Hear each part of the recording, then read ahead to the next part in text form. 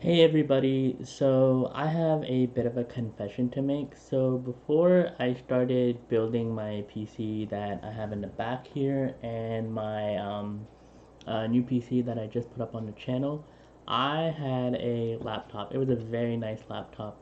And since I built my PC about 2 years ago, 3 years ago almost, my first desktop PC that I built, I haven't actually touched my laptop. And the laptop is a very nice laptop, and I feel bad that I haven't touched it.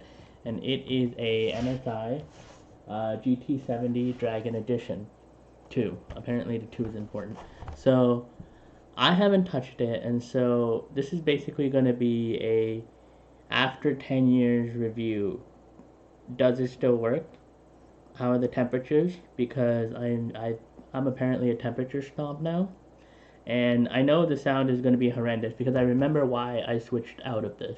It was getting loud, it was getting noisy, and it was getting very very hot on like typical gaming scenarios. And this is 1080p. So let's go ahead and take a look at how it runs and the temperatures and just do one quick benchmark.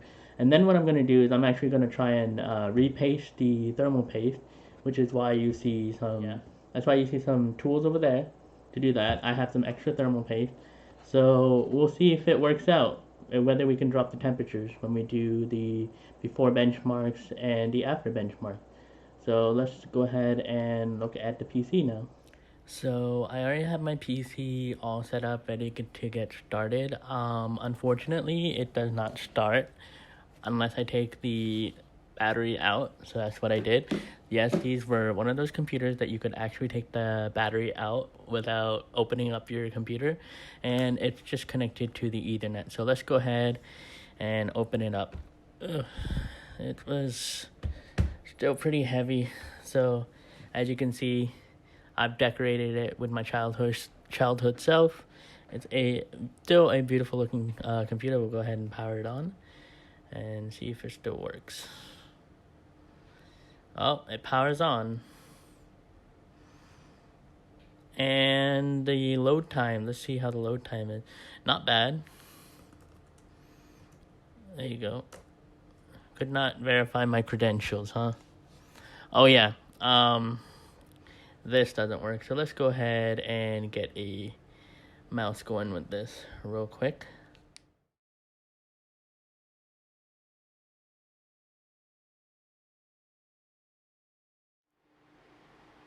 Okay, so right before the test is done, we're sitting at 87C, 88C.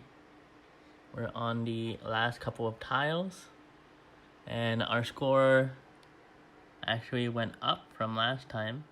We're at 1,139. I'm not gonna do the single core because that would take literally like 30 minutes and it's not worth it. So we're gonna go ahead and try repasting this. I want to see if I can actually do a GPU benchmark. Okay, so let's go ahead and get started with the benchmark. There's no way to turn G-Sync off. I'm gonna go ahead and reset hardware info because MSI Afterburner isn't downloading on this. I'm sure it needs like a million updates, this computer. But let's go ahead and reset the min-max averages, and we're gonna go ahead and just run this. We're really looking to see how it does, even if G-Sync is on is fine. This is only a 60 hertz monitor anyway, 1080p, so we're not expecting, magic from this. We just want it to run and do well. So this is the time spy test that we're gonna do, and right after it collects info, we're gonna go ahead and run the time lapse on it and take a look at what the numbers look like. Okay, quick pause on the time lapse. We're getting about 8 FPS in time spy, so I'm not expecting great things from this. It looks really, really bad. If you don't believe me, if it focuses in for just a second, there you go. About 9 frames per second on this computer with a 780M, but we'll see how it holds up. Let's continue with the time lapse. Okay, so another pause in the time lapse we go ahead and take a look at our FPS in this, it is about 6 to 7 frames per second in this. This is not time spy extreme, this is just regular time spy. So let's go ahead and continue with the time lapse and watch it stutter like a mess.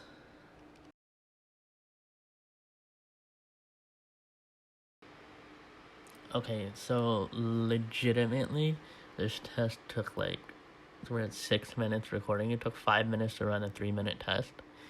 That's not really good at all. And we are at 1,580 is our score. And oh great, we can take a look at this too. So what it would tell us everything. Why? No, not right now. It will tell us our clock frequency. Does it tell us our temperature? It does. So CPU and GPU in the final run hit 92 and 93C. GPU temps gradually rose, and as soon as it hit 90, it would not drop. And in the first test, it just kept getting worse. It didn't have time to dissipate the heat fast enough.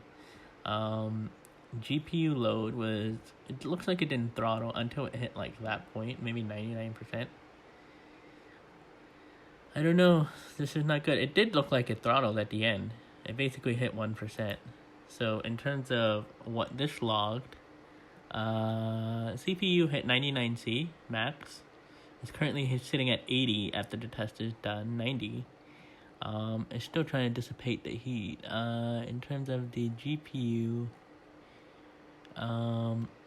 it's currently at 0C, and it hit a maximum of 93C. Is that the right one?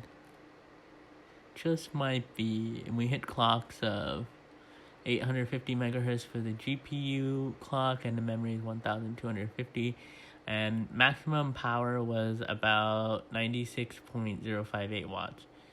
We're average is going down because it's not running right now. It must be running the Intel GPU right now.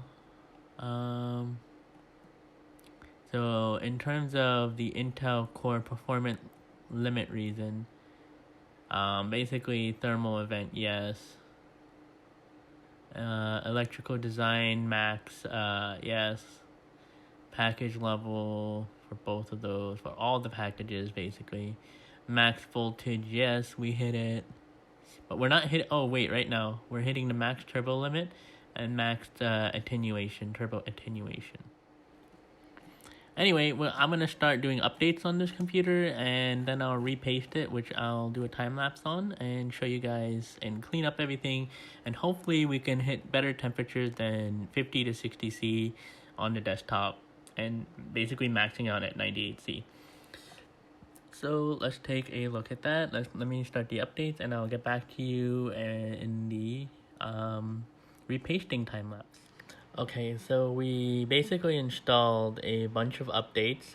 It doesn't say looking for turn off G-Sync, so that means the update may have worked there. I completely updated now to the latest build of Windows, and we're just doing another benchmark right before I clean up everything. I made sure the power plan was okay. I made sure that the startup programs were okay.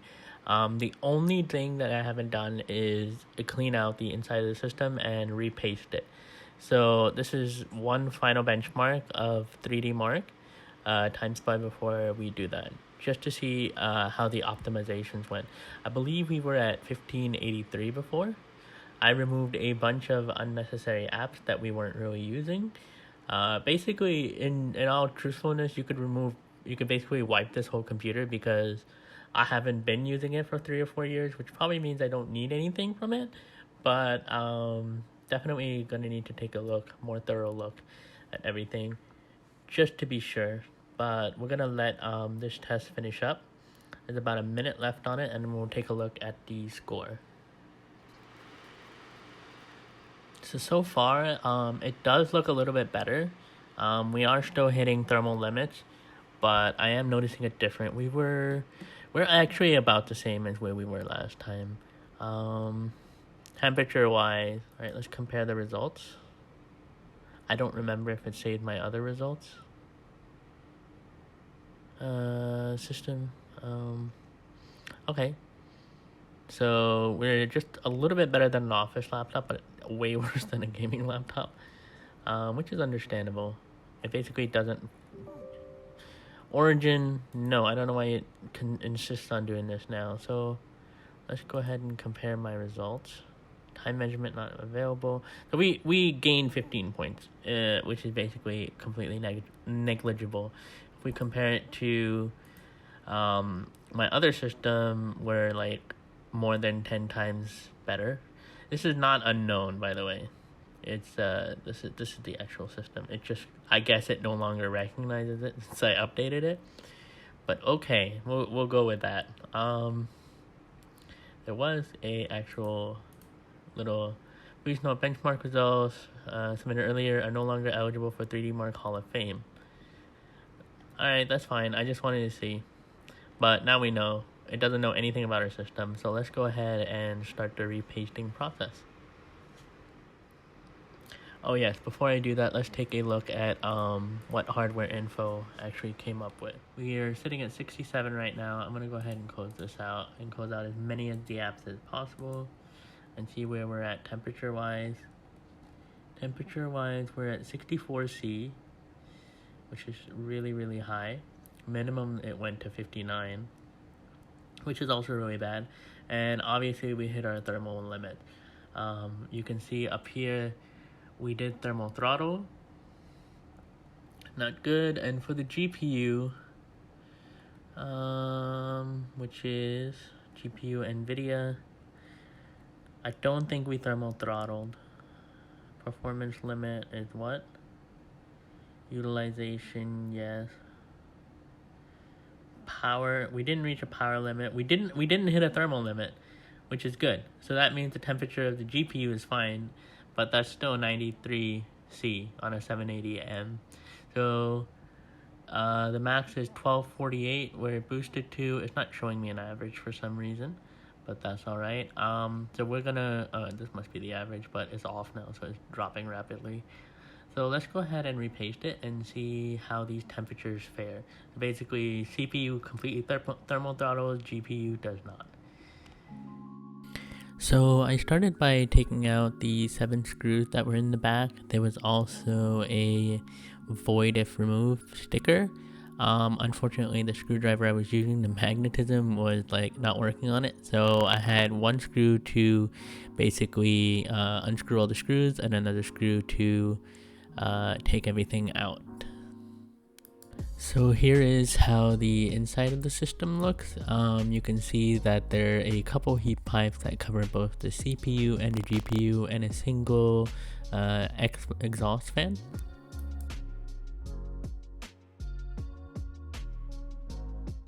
There was just one more screw left to take out for the fan in the top right. So if you have this laptop and you're trying to remove it, don't forget to take off that screw as well.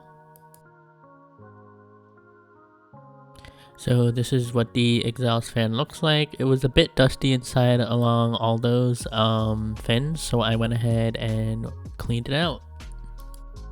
So now we're just removing the CPU and the GPU heat pipes and fins. One thing that I didn't realize as I was taking it apart is that the GPU fins actually overlap the CPU, so you would need to remove the CPU heatsink and heat pipes before you can actually remove the CPU. So that's what I ended up doing once I figured it out, and I'll show you guys what that looks like. And yeah, as you can see, there is a thermal pad there, as well as our pasting. As you can see, it's like almost not there anymore. And you can see the dust inside the fins there for the CPU. And as for the GPU, this is what it looks like. You can see the dust without even getting close. And these are what's left for the thermal paste. Yeah, it needed quite a bit of thermal paste. There are a bunch of heat pads that remained on the socket there. There was one on the actual copper plate. So yeah, I just went ahead and cleaned that up. Okay, so we got the cooler off. It comes in 2 pieces, so if you are doing this yourself, it would be smart to remove the GPU first because it sits on top of the CPU. And when we replace it, we will first replace the CPU, which is down here, and the GPU, which is up here. And looks like it is removable, but we're not going to do that. By the looks of it, I actually don't have any thermal pads, but it's okay. Something we don't have to worry about. You can swap out the RAM if you want, and you can put a new hard drive in if you wish. So as you can see, yeah, the thermal paste was gone. So let's go ahead and reapply that.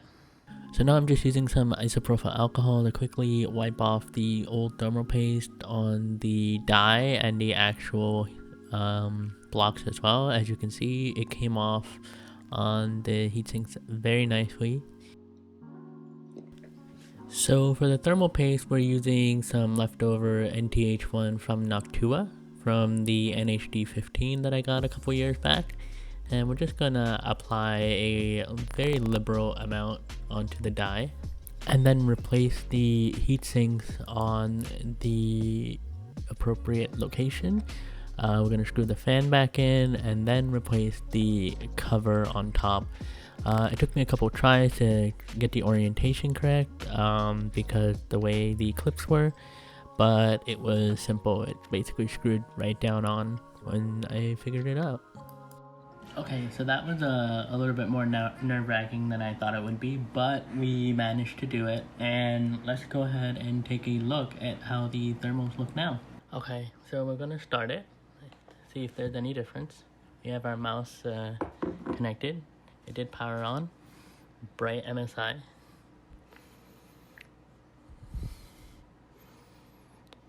So if you remember, we would hit a minimum of 58. Action needed wireless, that's fine. I don't hear anything wearing up yet. Normally it would start wearing up. Let's go ahead and take a look at the temperatures now. So the temperatures drop. Okay, close that. If we look at the temperatures now, where we're sitting, it's about 48. It used to be 58. It's not perfect, but it's going down. Everything's starting up. So far the max has been 60, which is great. Before it would hit like 70, 75. And this is after some optimization, so it's still a little bit hot, but it's much better than where it was before. If we look at the average temperature, yeah, we're about 54, 58, and 63. Maybe under load it'll do a little better. We see that the CPU package power max is about 50 watts now, which is great. And what are we doing in terms of the frequency? Frequency would be up here. So we're hitting about 3.4, so about 200 megahertz more. It would hit about 3.2 before. One core 0 is about 3.193. But let's go ahead and run Cinebench, and then we'll run 3D Mark and see if it made a difference. Oh, did it update? Okay. Just a second while I install Cinebench. Okay, we got Cinebench going. Let's go ahead and do a run. Remember, we were at around 1,000.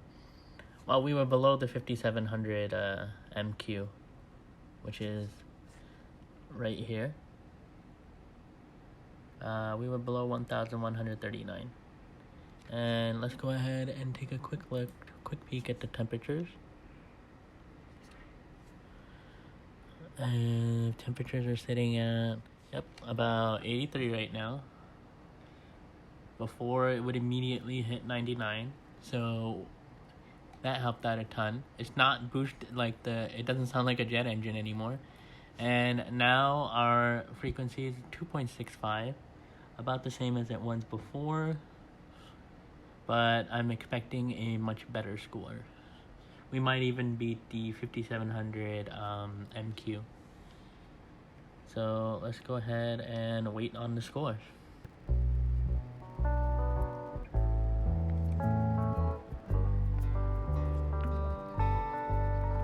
So the test is about to complete. Let's see where we're sitting right before the test ends. So right now the CPU pack is about at 7981C, and the test is complete, and we are dropping down in temp. So yeah, we definitely beat it. We raised our Cinebench score by about 200 points. So when you get your temperatures under control, that's what it can do for you. And it ran super quiet. And in terms of any thermal event, see, if we look at here, we hit the max turbo limit and turbo attenuation, but one important thing to notice is the thermal event was not hit. So that's a good thing. We did not thermal throttle, which we were doing before. Now we're gonna go ahead and do 3D mark, where we did have a thermal event on both the CPU and GPU. It had 99C for both the CPU and the GPU during 3D mark. So I'm gonna go ahead and open this again. Alright, we're gonna go to Time Spy, no demo, and let's go ahead and reset the time and start this. Details, run. So I noticed a big improvement between when we optimized the system by removing annoying software and just clearing up some space. Let's see what happens when we actually correct for thermals now. I'm expecting it to function way better. So cue the time lapse while this thing goes. I will pause in between for any important events.